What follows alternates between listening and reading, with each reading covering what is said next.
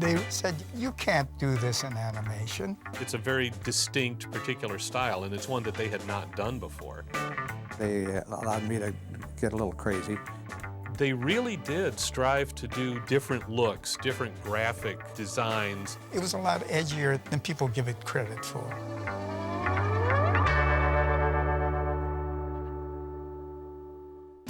After spending, I would guess, a period of about a decade working on various Hanna-Barbera products, along comes two of my favorite writers, Ray Allen and Harvey Bullock.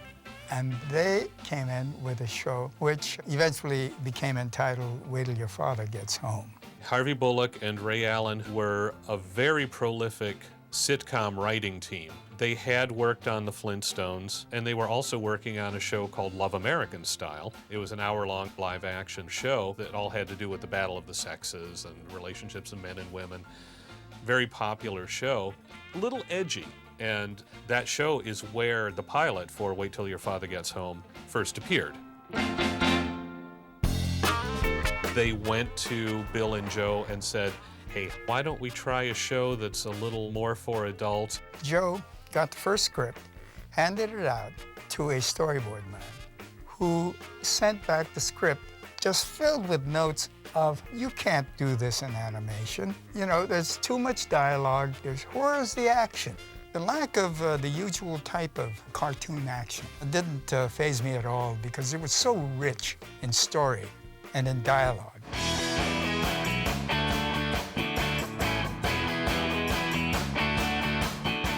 Hanna-Barbera were groundbreaking producers. They did things that nobody else was doing. They had the Flintstones, which was the first primetime sitcom. Nobody else had ever tried it before. So it's no surprise at all that if anybody was going to take a format that was very kid-friendly and do a rather hip, adult-oriented animated sitcom, it would be Hanna-Barbera.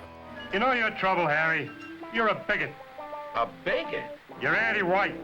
The one thing that is so tough about doing dialogue-driven animated shows is keeping them visually interesting and funny. You don't always have to have them crashing into walls to make it entertaining. You can do it by an exaggeration of personalities. My sex life is not your business. Papa, I think I detect a tinge of subconscious anti-Semitism in your actions. That's the trouble with America today. They won't believe the danger until they wake up one morning and they'll be eating their bacon and eggs with chopsticks.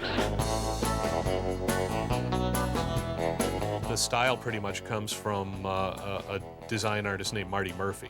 He had done cartoons for Playboy and a lot of other things. Iwo Sakamoto said they were looking for not the regular H&B look to it. And they thought because I did magazine gags that kind of looser design would work. They gave me the outline of the characters. And I remember the first few I didn't try to get wild, and I just kind of did it like I would do a gag cartoon.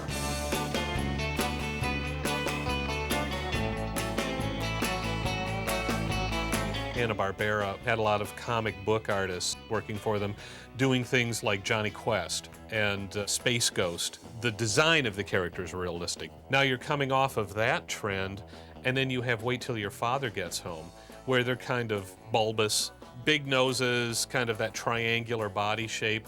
It is stylized. Marty was responsible for the initial concept of the family designs themselves.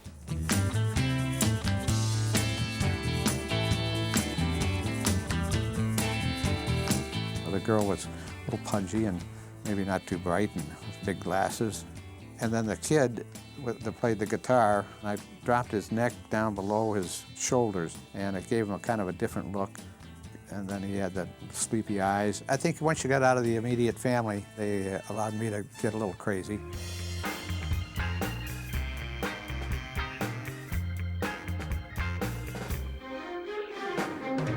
The next door neighbor who wore army fatigues, he was kind of goofy looking, and he became a very popular character, though.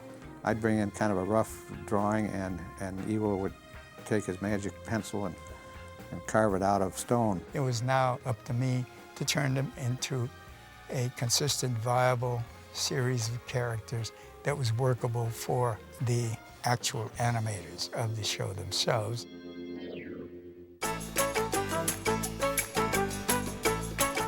And at the same time, along comes another designer who simply called himself Takashi.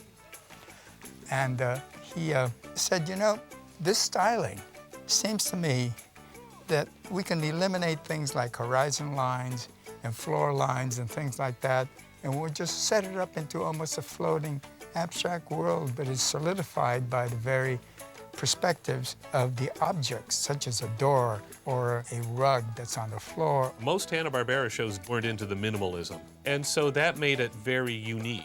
I really personally didn't miss the lack of action at all. Truly, it was a real stepping stone to our present-day successful shows such as The Simpsons. And I think both Bill and Joe had enough foresight to realize this. I personally think it's good for today's generation to know that there was a time in entertainment where you didn't have to try and shock somebody to get their attention. You could get their attention with good design and good animation and good humor, and it's just as good now as it was back then.